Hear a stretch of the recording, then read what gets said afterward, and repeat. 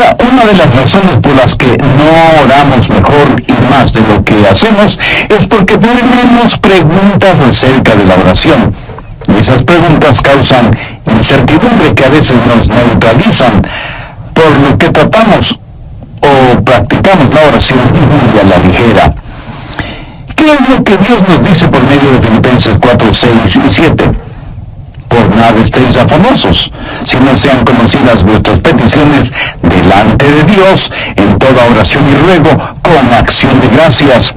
Y la paz de Dios, que sobrepasa todo entendimiento, guardará vuestros corazones y vuestros pensamientos en Cristo Jesús. ¡Qué magnífica promesa!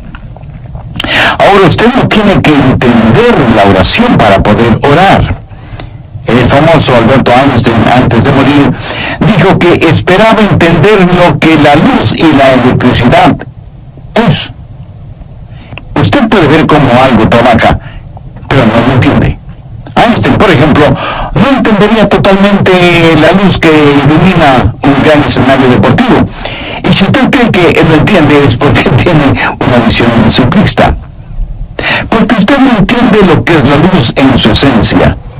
¿Qué es y cómo trabaja? Pero no tiene que quedarse sentado en la oscuridad solo porque no entiende lo que es la luz, ¿verdad? Usted puede gozar de la luz y beneficiarse de lo que la electricidad hace. Luz para iluminar su casa, oficina o negocio, y electricidad para que funcionen los electrodomésticos, el sistema de sonido, la computadora y la televisión. Hay algunas preguntas válidas acerca de la oración, y en esta área ninguna pregunta es más importante que otra. Así que el mensaje de hoy no va a ser en realidad un mensaje en el sentido tradicional, sino más bien respuestas a varias preguntas relacionadas con la oración. Espero que esto les sea de beneficio espiritual. Muchas veces me preguntan, pastor, ¿por qué debemos orar? Siendo que Dios ya sabe nuestras necesidades. ¿Por qué decirle lo que Él ya conoce? ¿O pedirle que haga lo que Él ya ha determinado hacer? Bien, veamos Mateo 6, los versos 7 y 8. Jesús dijo, y orando, no uséis vanas repeticiones como los gentiles, que piensan que por su palabrería serán oídos. No os hagáis pues semejantes a ellos, porque vuestro Padre sabe de qué cosas tenéis necesidad antes de que vosotros le pidáis.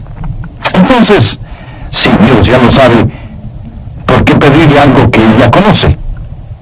Óigame, no oramos para impresionar a Dios. Usted no será escuchado por su palabrería, ni por su lenguaje florido. Si un hijo terrenal puede hablar con su Padre terrenal, usted puede hablar con su Padre celestial. Tampoco ora para informar a Dios. Usted no le puede decir nada que Él ya no lo sepa. Usted ora para invitar a Dios. ¿Por qué debemos hacerlo? Porque hay comunión en la oración. Busque 2 Corintios 6:1. Así pues, nosotros, como colaboradores suyos, os exhortamos también a que no recibáis en vano la gracia de Dios. Notó eso. Somos colaboradores de Dios. Dios nos da el gozo y privilegio de administrar su reino, sus asuntos. Él puede hacerlo sin nosotros, pero nosotros no podemos hacerlo sin Él. ¡Qué privilegio es que Dios nos considere colaboradores suyos! Además, cuando oramos, Dios nos está ayudando a crecer. ¿Alguna vez ha pedido algo en oración y no recibió de inmediato lo que pidió? ¿Qué es lo que hizo? Pues siguió orando, pero también comenzó a analizar su vida para saber si había algo en su corazón que estaba impidiendo que Dios contestara sus oraciones. Usted crece espiritualmente por medio de la oración. Así como la oración es un factor de comunión, también es un factor de desarrollo, pero también está el factor de la dependencia. Dios nunca quiere que vivamos vidas independientes de Él. Ahora, si Dios lo hiciera todo por nosotros y nunca tuviéramos que pedir nada, entonces no tendríamos necesidad de orar. Todo lo daríamos por descontado. Y podríamos dejar de depender totalmente de Dios. La oración nos une a Dios. Y aunque Él sabe lo que necesitamos antes de que se lo pidamos.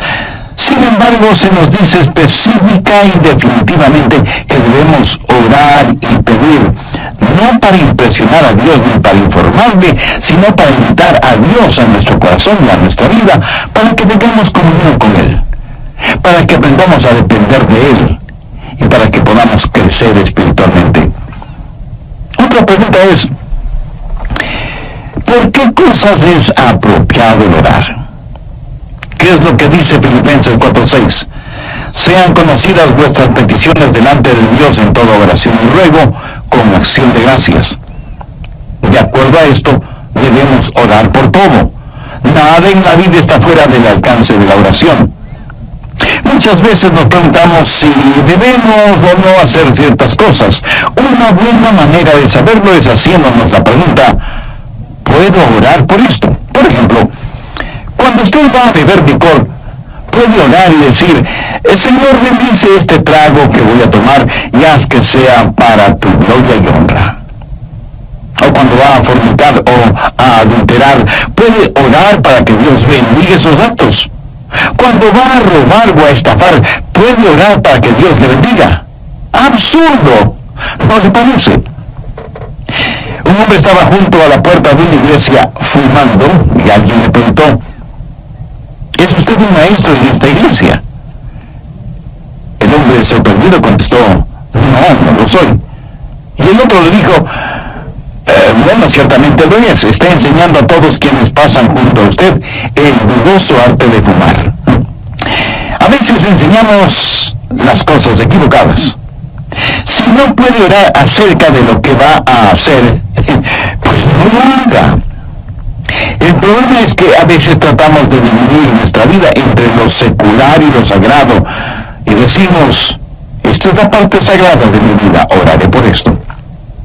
Esta es la parte secular de mi vida y yo la manejaré. ¿Se puede imaginar a Jesús dividiendo su vida entre lo secular y lo sagrado? Por supuesto que no. En todas las cosas naturales debemos ser espirituales y en todas las cosas espirituales debemos ser naturales. Somos naturalmente sobrenaturales y sobrenaturales naturalmente. ¡Qué trabalenguas! No dividimos nuestras vidas en dos segmentos, el uno secular y el otro sagrado. Dividimos nuestras vidas entre lo espiritual y lo profano. Y si es algo profano, debe estar fuera del límite de nuestra vida. Si es algo espiritual, oramos al respecto, ya sea que eso esté en un nivel natural o sobrenatural. Ahora, ¿por qué cosas debemos orar? ¿Por todas? Usted me pregunta, ¿podemos orar por cosas sencillas? ¿Podemos orar por el sitio donde estacionar el carro? Por supuesto. No hay nada de malo en orar por cosas pequeñas o sencillas.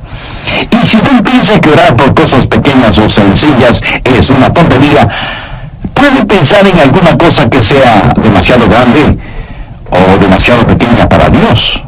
No lo hay. La cosa más grande sobre la que usted puede pensar es pequeña para Dios. Y si las cosas pequeñas son importantes para usted, serán también importantes para Dios.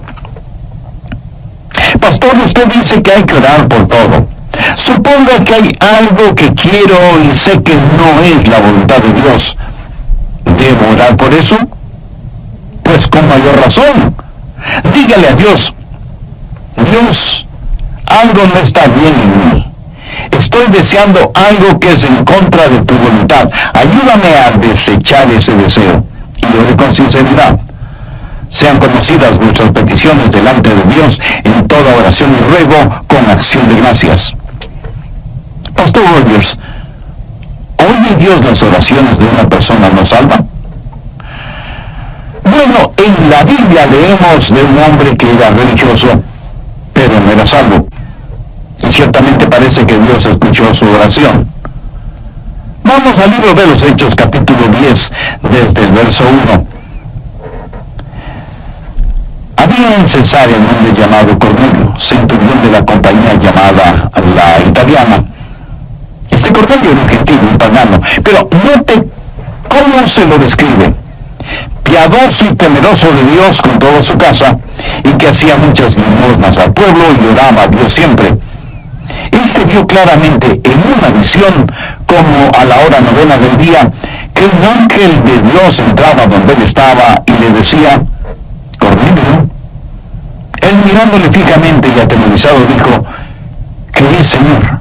Y le dijo: tus oraciones y tus limosnas han subido para memoria delante de Dios.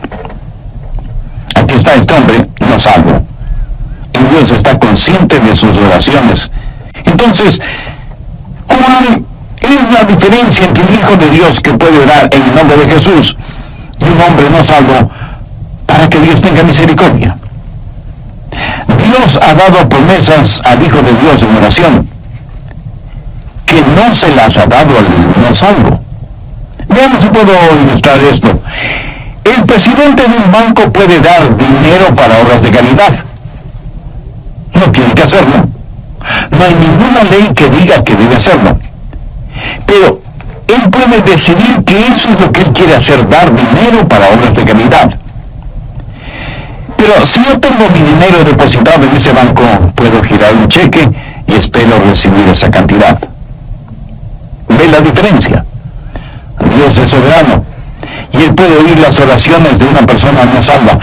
Pero nosotros que somos creyentes tenemos las más grandes promesas de oración y podemos girar cheques contra el banco del cielo y firmarlos en el nombre de Jesús, si es que estamos en la voluntad de Dios. A propósito, ¿por qué debemos orar en el nombre de Jesús?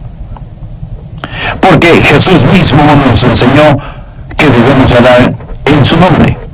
En Juan 14, los versos 13 y 14, Jesús dijo: y todo lo que pidiereis al Padre en mi nombre lo haré, para que el Padre sea glorificado en el Hijo. Si algo pidiereis en mi nombre, yo lo haré. Esa parece una enorme promesa.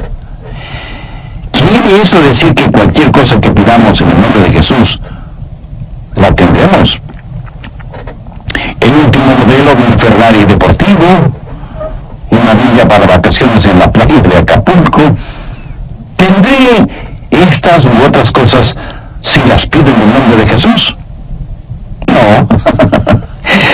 Entonces, pastor, ¿qué significa orar en el nombre de Jesús?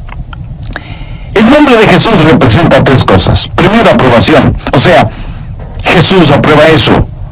Usted no puede pedir nada en el nombre de Jesús sin la aprobación de Jesús. En segundo lugar, autoridad. En las empresas, así como en las iglesias, hay personas encargadas de comprar lo que se necesita.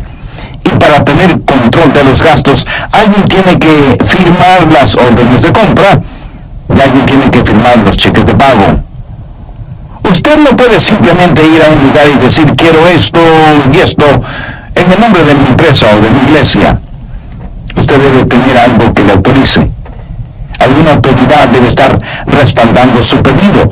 Orar en el nombre de Jesús significa que usted tiene una orden de compra que ha sido aprobada y firmada por Jesús. Ahora, hay que tener mucho cuidado con gente inescrupulosa que, utilizando el nombre de Jesús, se aprovecha de la ingenuidad, de la credibilidad, de la falta de discernimiento de muchas personas, aún de creyentes, para, con el cuento de en el nombre de Jesús y para ayudar a los demás, robarles el dinero. Lobos disfrazados de ovejas. Orar en el nombre de Jesús significa que es algo que Él ha aprobado, que Él ha autorizado. Y tercero, algo con lo cual le aclamamos. Es para su honor, es para su gloria. Ahora, no todas las oraciones que se hacen en el nombre de Jesús son en realidad en el nombre de Jesús. Por ejemplo, veamos Hechos 19, los versos del 13 al 17. Pero algunos de los judíos exorcistas ambulantes intentaron invocar el nombre del Señor Jesús sobre los que tenían espíritus malos, diciendo: os conjuro por Jesús, el que predica Pablo. Había 7 hijos de un tal Esceva, judío, jefe de los sacerdotes, que hacía esto. Pero respondiendo el espíritu malo, dijo: a Jesús conozco, y sé Pablo: pero vosotros, ¿quiénes sois? Y el hombre en quien estaba el espíritu malo, saltando sobre ellos y dominándolos, pudo más que ellos, de manera que huyeron de aquella casa desnudos y heridos. Esto fue notorio a todos los que estaban en Éfeso, así judíos como griegos, y tuvieron temor todos ellos, y era magnificado el nombre del Señor Jesús. ¿Qué es lo que esos 7 mercaderes espirituales estaban haciendo? Dijeron a los demonios: en el nombre de Jesús, del cual Pablo predica, te conjuramos a que salgas de este hombre. ¿Qué llamaron eso? Que no lo hicieron en el nombre de Jesús, porque ellos no conocían a Jesús. ¿No se atreve usted a pedir algo en el nombre de Jesús? Del Jesús que Abraham predica. Usted debe decir: en el nombre del Jesús que conozco y que es el Señor de mi vida. Usted no tiene ningún derecho de falsificar su nombre en cualquier cheque y orar por cualquier cosa que está fuera de la voluntad de Dios y del liderazgo del Espíritu Santo. Oramos siempre en el nombre de Jesús, del Jesús que conocemos como nuestro Salvador y Señor. ¿Nos da Dios siempre lo que pedimos? No. Y debemos agradecerle por eso.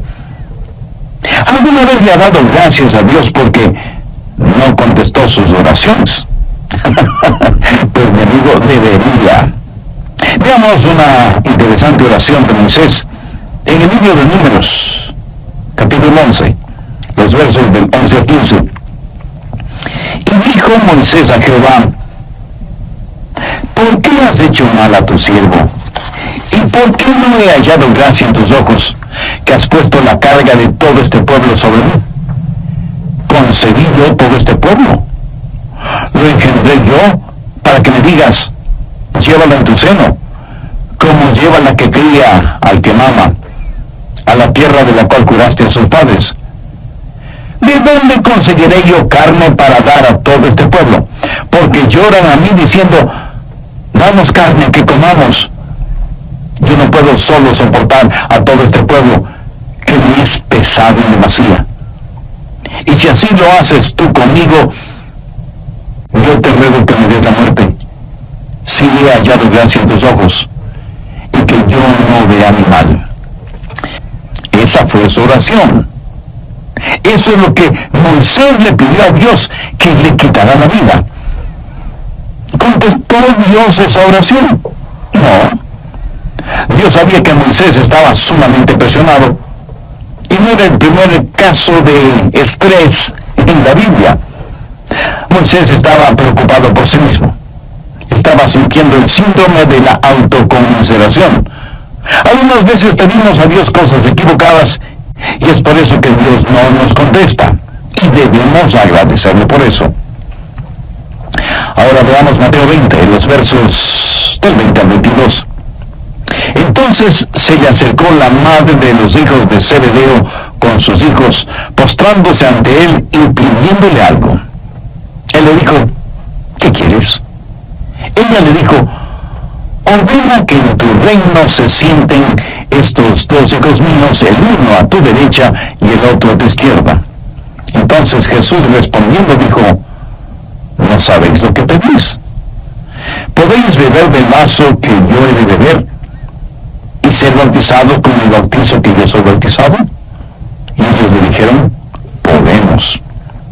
Pero ellos, Santiago y Juan, ni sabían ni podían. Ahora, note que el pedido para estar a la izquierda y a la derecha de Jesús en su reino no provino de ellos, sino de su madre. Y como toda buena madre, ella quería lo mejor de lo mejor para sus hijos. Y claro, muchas veces un amor ciego nos puede llevar a cometer actos egoístas. Muchas veces pedimos a Dios cosas que pensamos son buenas y correctas, pero sencillamente no lo sabemos.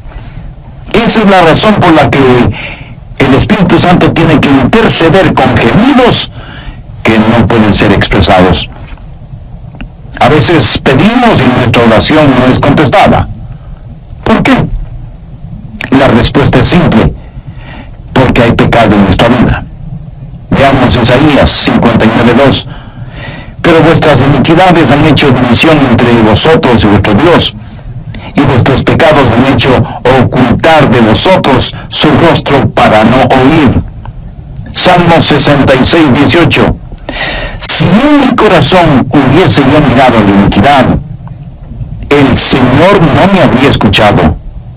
Note que el salmista no dice, si he pecado, el Señor no me escuchará. Pero aún la inclinación del corazón hacia lo malo ya es pecado, y Dios no nos escuchará. Si Dios contestara la oración de una persona que tiene iniquidad en su corazón, ¿sabe lo que Dios estaría haciendo? Animándonos a pecar. La razón por qué algunos no reciben contestación a sus oraciones no es porque piden lo que no deben pedir, sino porque hay pecado en sus vidas, pero no quieren reconocer la existencia de ese pecado. ¿Qué acerca de su hogar? Esposos y esposas, ¿fueron ustedes casados por un juez de paz o por el secretario de guerra? Veamos primero en Pedro 3:7. Vosotros, maridos, igualmente, vivid con ella sabiamente, dando honor a la mujer como vaso más frágil y como coherederas de la gracia de la vida, para que vuestras oraciones no tengan estorbo. La clase de relación que usted mantenga con su cónyuge puede ser la razón de que sus oraciones no sean contestadas. Recuerde que si no aprendemos a perdonar a otros, Dios no nos perdonará a nosotros. A veces me preguntan, pastor, ¿cambia la oración la mente de Dios? Esta es una pregunta muy importante. Con claridad siempre respondo, no, la oración no cambia la mente de Dios. La oración no es para vencer la resistencia de Dios. La oración es para conocer y obedecer la voluntad de Dios. Veamos lo que dice en 1 de Juan 5:14. Y esta es la confianza que tenemos en Él, que si pedimos alguna cosa conforme a su voluntad, Él nos oye. La única cosa que está fuera del alcance de la oración es aquella que está fuera de la voluntad de Dios. Dios no cambia. Usted no puede cambiar a Dios con sus oraciones, ni yo con las mías. ¿Por qué? Vamos a 1 de Samuel 15:29. Además, el que es la gloria de Israel no mentirá, ni se arrepentirá, porque no es hombre para que se arrepienta. Esto significa que Dios nunca cambia, y en Malaquías 3:6 leemos, porque yo Jehová no cambio. Cuando oramos, Dios hará cosas que no las hará si es que no oramos. Pero aunque nuestra oración no cambia a Dios ni su carácter, sí afecta lo que Dios hace. La Biblia claramente dice que no tenemos porque no pedimos. Pastor, ¿qué debemos hacer si nuestras oraciones no son contestadas? Si ese es su caso, pues siga orando. Persista en la oración. El profeta Daniel había estado orando por algo por 3 semanas. Escuchaba Dios las oraciones de Daniel. Veamos lo que nos dice Daniel 10, verso 12. Entonces me dijo, Daniel, no temas, porque desde el primer día que dispusiste tu corazón a entender y a humillarte en la presencia de tu Dios, fueron oídas tus palabras, y a causa de tus palabras yo he venido. Un ángel vino como una respuesta para Daniel, quien estuvo orando por 21 días. Parecía que Dios no estaba haciendo nada. Ahora este pasaje bíblico es intrigante y enigmático. Se está desarrollando una guerra cósmica entre los ángeles de Dios y los espíritus demoníacos. Y el ángel viene y dice, tus oraciones fueron escuchadas cuando empezaste a orar hace 3 semanas. O sea que Daniel por 3 semanas estuvo orando persistentemente. Veamos rápidamente Lucas 18:1. También les refirió Jesús una parábola sobre la necesidad de orar siempre y no desmayar. Amigo, hay un tiempo en que debemos persistir en la oración, así como hay un tiempo en que debemos desistir de orar. Un buen ejemplo ejemplo, es el apóstol Pablo, quien oró 3 veces especialmente por algo. No significa que 3 veces pidió al Señor que lo haga, sino que tuvo 3 periodos específicos de oración acerca del aguijón en la carne. Y aunque Dios no le quitó ese aguijón en la carne, sí le contestó la oración, aunque de diferente manera. Veamos 2 Corintios 12:9. Y me ha dicho, bástate mi gracia, porque mi poder se perfecciona en la debilidad. ¿Cuál fue la reacción de Pablo? Por tanto, de buena gana me gloriaré más bien en mis debilidades, para que repose sobre mí el poder de Cristo. Pablo no dijo, lo que no puede ser curado debe ser soportado. Él dijo, me gloriaré en esto, y agradeceré a Dios por esto. Dios no le concedió a Pablo lo que pidió, pero le dio algo diferente. Así que las demoras no son necesariamente negaciones, y si Dios le niega algo, no significa que está restringiendo su amor, sencillamente significa que le dará algo mejor. Otra pregunta muy frecuente es, ¿debemos esperar milagros cuando oramos? Permítame decir que no debemos adquirir el hábito de decir que Dios no lo puede hacer. La única cosa que Dios no puede hacer es pecar, mentir o negarse a sí mismo. Veamos Jeremías 32:17. Oh Señor Jehová, he aquí que tú hiciste el cielo y la tierra con tu gran poder y con tu brazo extendido. No hay nada que sea difícil para ti.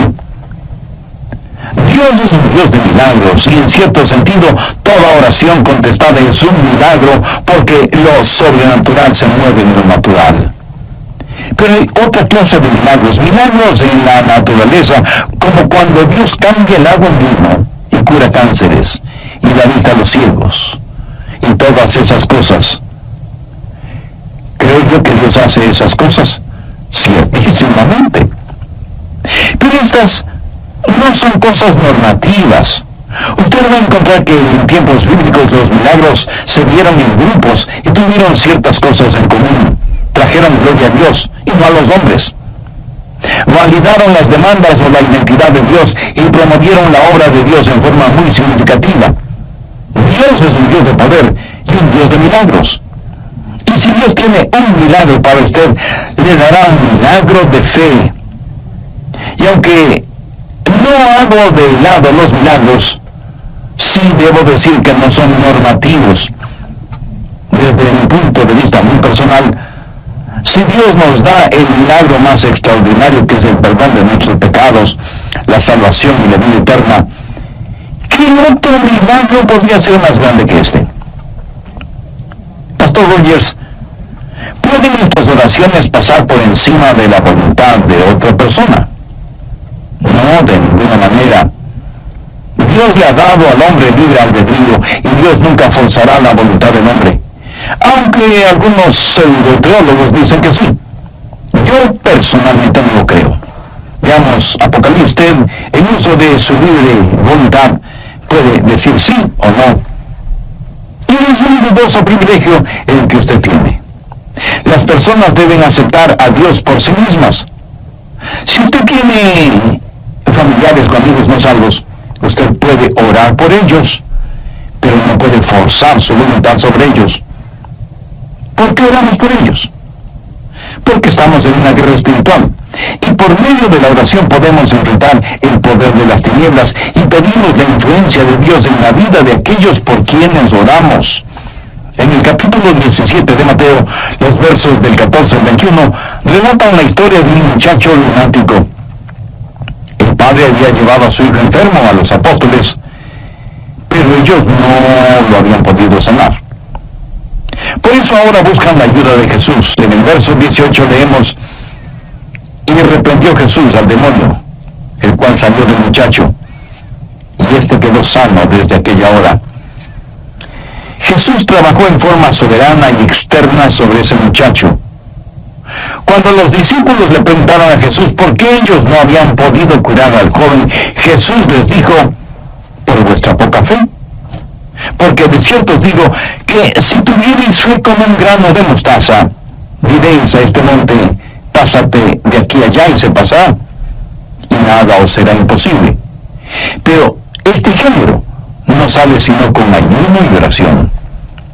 Ahora, este no es un caso en que se forzó la voluntad del muchacho, sino que se le liberó de la posesión del demonio. Cuando oramos, no es que nuestra oración forza a la gente por la cual oramos a ser salva, sino que les quita la ceguera espiritual de sus ojos. Cada persona debe recibir a Cristo. Si Dios a la fuerza salvara a una persona, tendría que forzosamente salvar a todos los seres humanos sobre la faz de la tierra. Un amor a la fuerza es una contradicción de términos. Dios libera a la gente para que sea salva.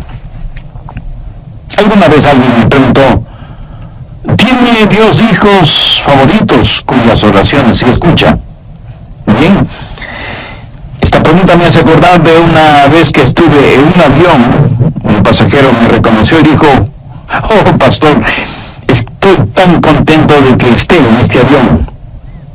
Ahora sé que tendremos un vuelo seguro.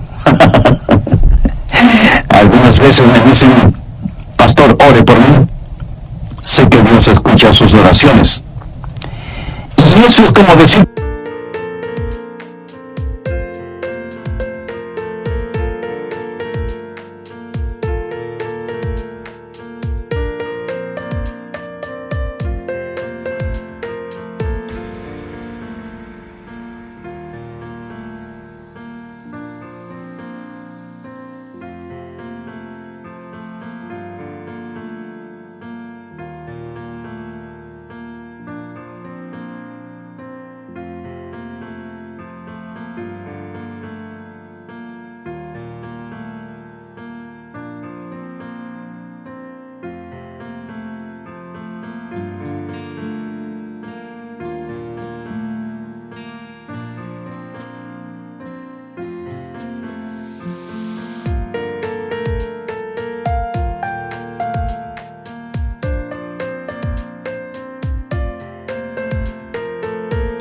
que Dios tiene hijos favoritos. Dios no hace acepción de personas. El Salmo 65:2 dice, tú oyes la oración, a ti vendrá toda carne. Amigo, Dios escuchará su oración de la misma manera en que escucha mis oraciones o las de Bill Graham o de cualquier otro creyente. Ahora, si tengo una necesidad de oración, hay ciertas personas a las que pido se unan conmigo en oración. Esas personas son más íntimas conmigo y es bueno tener amigos íntimos. Estoy seguro que usted también los tiene, ¿verdad? Dios tiene intimidad con sus hijos, pero Dios no tiene hijos favoritos. Y todos quienes conocen y llaman al Señor Jesucristo pueden orar sin excepción de personas. Finalmente, una pregunta muy frecuente es, ¿cómo puedo conocer la voluntad de Dios en oración? Bien, recuerde lo que ya dije, nada está fuera del alcance de la oración, sino aquello que está fuera de la voluntad de Dios. Veamos primero de Juan 5, versos 14-15. Y esta es la confianza que tenemos en Él, que si pedimos alguna cosa conforme a su voluntad, Él nos oye. Y si sabemos que Él nos oye en cualquier cosa que pidamos, sabemos que tenemos las peticiones que le hayamos hecho. ¿Quiere conocer la voluntad de Dios en oración? La oración triunfante es la oración que sale de un corazón rendido a la voluntad de Dios. Una de las grandes lecciones que he aprendido y que sigo aprendiendo acerca de la oración es que la oración que llega al cielo es la oración que comienza en el cielo. Lo que nosotros hacemos es cerrar el circuito. ¿Cómo conocer la voluntad de Dios? La voluntad de Dios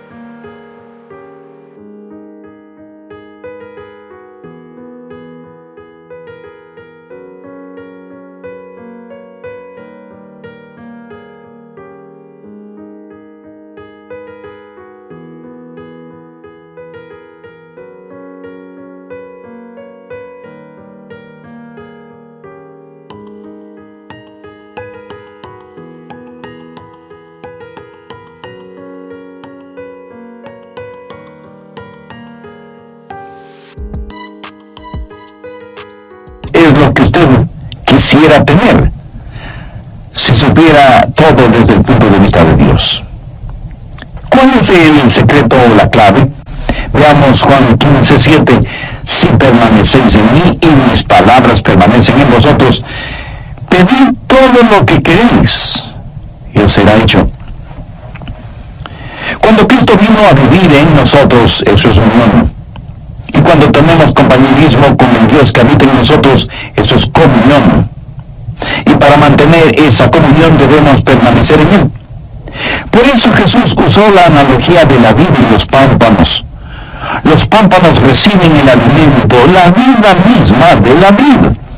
Usted permanece en Él y su palabra permanece en usted. La fe viene por el oír y el oír por la palabra de Dios. Y usted descubrirá que Dios guiará sus oraciones y se encontrará orando en la voluntad de Dios. Pero no espere tener todas las respuestas para sus preguntas acerca de orar. Usted no necesita entender de electricidad para beneficiarse de la luz, ¿verdad? El mayor privilegio que tenemos como creyentes es la oración, pero también los fracasos más grandes los experimentamos en nuestra vida de oración. Pablo dice en Filipenses 4:6, por nada estéis afanosos, sino sean conocidas vuestras peticiones delante de Dios en toda oración y ruego, con acción de gracias. Las respuestas contestadas son para los hijos de Dios. Usted no puede orar en el nombre de Jesús si es que no es un creyente. Y aunque Dios puede escuchar las oraciones de una persona no salva, no ha prometido hacerlo. Ser un hijo de Dios significa haber recibido a Cristo como su Salvador y Señor en forma personal. Si usted todavía no es salvo, no quisiera hacerlo ahora mismo. Diga conmigo la siguiente oración. Querido Dios, soy un pecador y estoy perdido. Necesito y quiero ser salvo. Señor Jesús, tú prometiste salvar